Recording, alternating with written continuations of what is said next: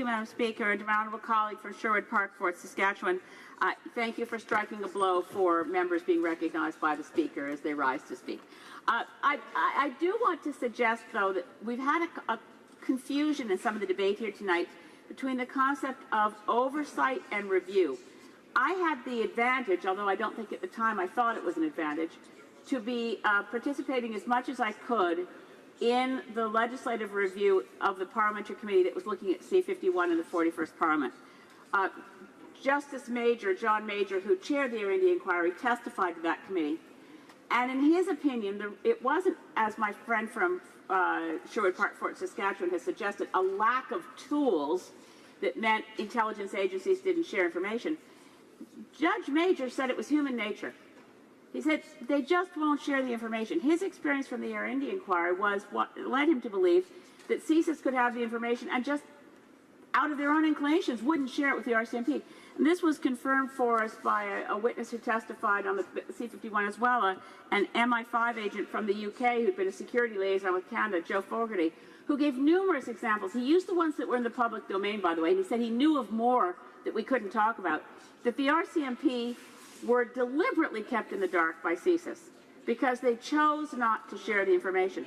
So the cost, and I heard my honourable Conservative colleague speak of the cost of developing Security Intelligence Review Agency, the cost will save lives, then there's no point in not having a properly sourced Security Intelligence Review Agency.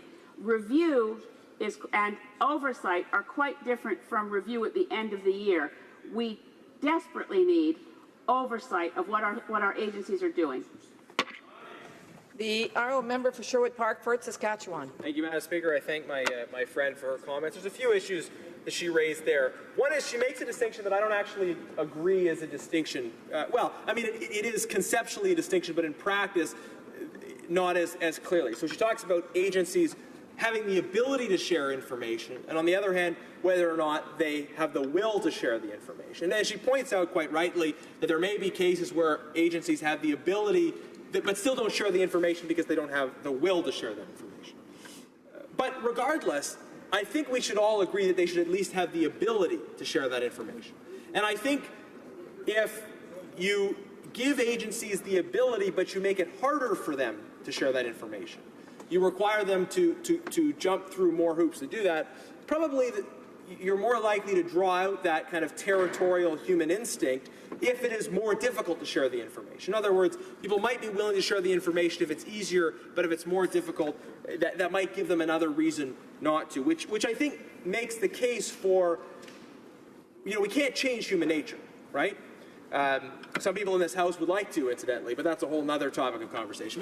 We can't change human nature, but we can establish the rules that at least facilitate the best possible outcomes while trying to influence the culture of our agencies as well. Now, I want to just clarify my comments about the cost associated with the creation of the new National Security and Intelligence Review Agency. I didn't say that the cost is sort of decisive, that we should never do things that cost money when it comes to our own security. Clearly not. I simply made the point that if you're investing in new administrative infrastructure and you don't fund that as with new money, then it's got to come out of somewhere.